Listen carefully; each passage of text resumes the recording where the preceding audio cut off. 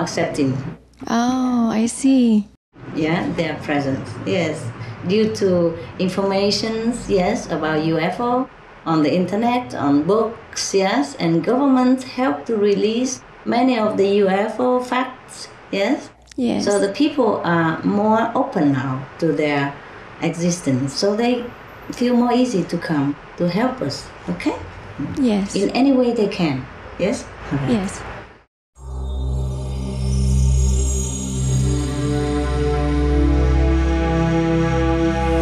Welcome, enlightened viewers, to Science and Spirituality. This week, we hear from Macedonian psionic or psychic researcher Pane Andov. Throughout his life, Mr. Andov, a vegetarian, has had numerous extraordinary encounters with extraterrestrials and unidentified flying objects, or UFOs.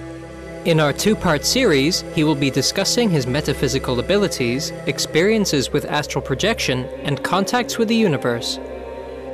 To spread his knowledge regarding such fascinating topics as crop circles, the extraterrestrial hierarchy in the solar system, and the coming wonderful and incredible changes to Earth and humanity after 2012, he publishes a monthly magazine called The Sixth Sense and conducts public lectures. My name is Pane Andov, and I am a psionic researcher and contactee from a very early age. When I was 7, I was taken for the first time where my DNA was changed, and I was able to experience certain things that helped me understand dynamics that are very important for the days that we are living at this moment. It all began one night when beings from another world came to visit young Pane. These objects started to become closer and closer. I started to recognize that there is some kind of opening, and there are beings that are staring towards me. I started to realize that those beings are not human, but they're very similar to what was depicted in the movie Contact and Knowing. So whoever is controlling that film industry is getting information from somewhere.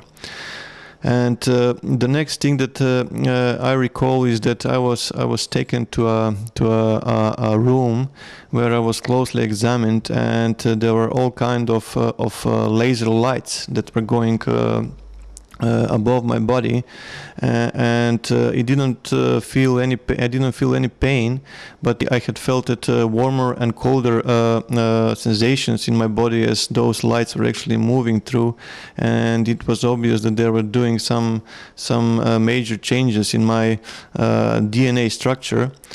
Before they let me go, they transmitted this thoughts in my head. They told me also that they have done something to me that I am able to experience certain things like telepathy, out-of-the-body experience and similar stuff that will help me understand what needs to be done in these interesting times. They also transmitted that they will be guiding me all the way and giving me the necessary knowledge to combine all the pieces together and to deliver this message to humanity. They told me also that there will be a major role in the process of the awakening that I need to play. The boldest thing that I remember is that they actually stated that humanity is heading towards an extraordinary change, that many spirits will return to the stars and something magnificent is going to happen. And after a while, they returned me back home in Skopje.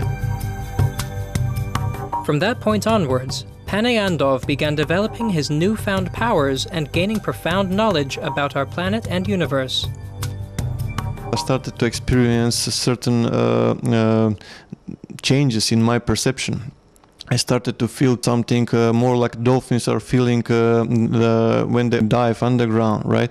And I started to hear voices which were the thoughts of my mother, brother, and friends around us. But the most interesting thing was the sensitivity. And if I touched something, I was able to pick up data from it, right? Like I was reading the metrics of that objects in some particular way. And but the most amazing thing actually was that I was able to experience awakening where I was sleeping, but in the middle of the night I was able to see everything, to hear everything. I was starting to elevate above the bed, and as soon as I elevate enough, I recognize that my body actually is sleeping down on the bed, and I got scared at the beginning. I was thinking that I will die. But after a while, I got encouraged because I noticed that it's not going to be anything bad, and I started to elevate more and pass through the ceilings, right? And I didn't know what to make of it then, but afterwards, after years and years, I learned that people call this experience astral projection, when the consciousness is actually using the astral body and is separating from the physical body. The interesting thing was that when I went above the roofs, I noticed that there was a light following me all the time in the background. I didn't feel any threat from that light. It was more like a protective type of light. But as a 7-year-old kid, it was fun to jump from roof to roof right in the neighborhood. As a young man, Mr. Andov practiced spirituality and further refined his metaphysical abilities. But when I became a teenager, I was introduced by the esoteric sciences from my uncle, who was initiated into Tibetan Buddhism, into Chi energy, Kundalini energy, martial arts, and what yogis were able to do, staying without food and water for a long time, and to meditate and so on. And I started to meditate for hours and hours, started to explore my chi potential, started to train the out-of-the-body experience.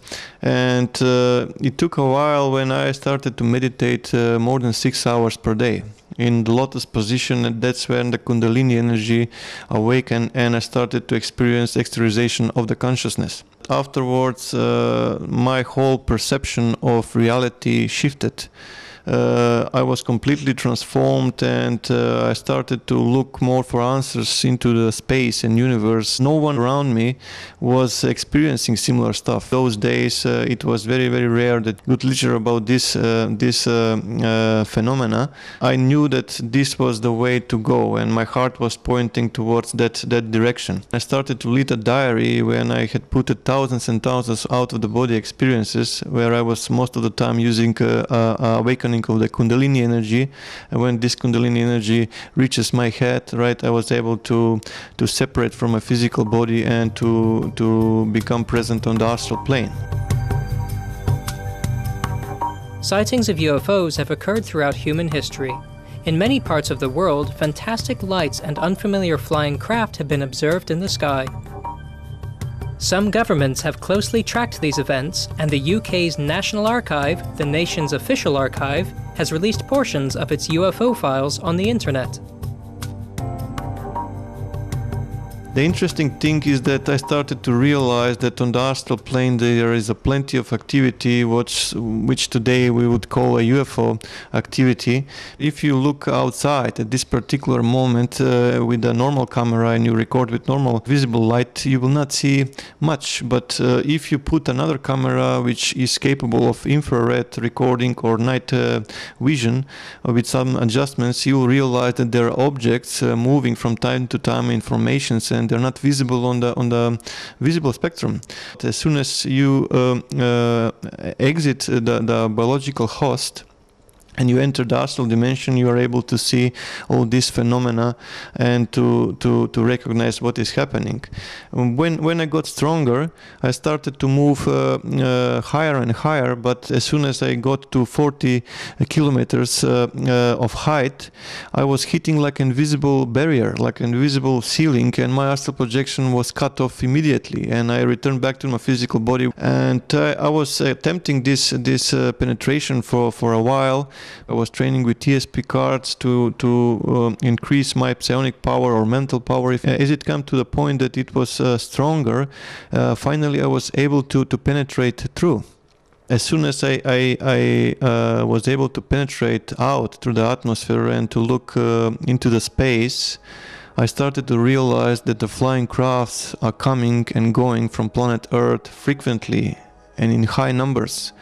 And nothing of this is actually on the news. No one is talking about, and people live in complete different belief systems.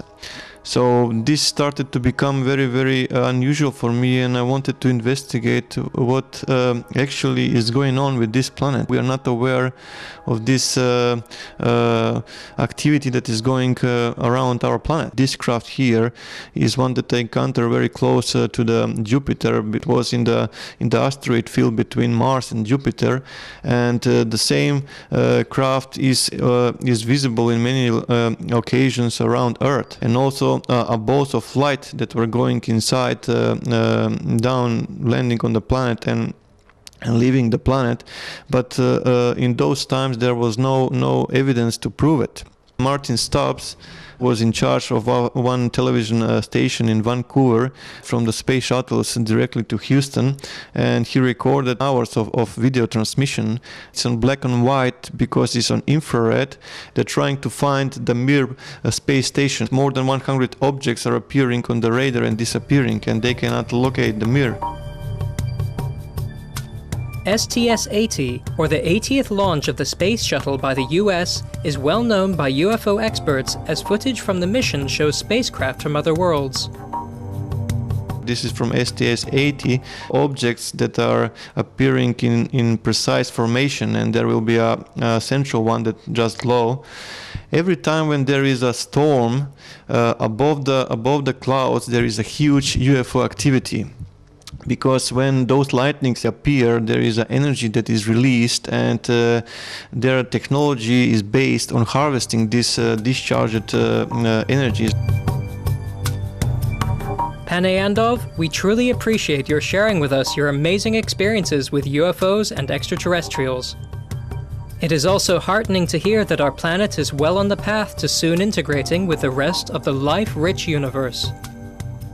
For more details on Mr. Andov, please visit www.paneandov.com.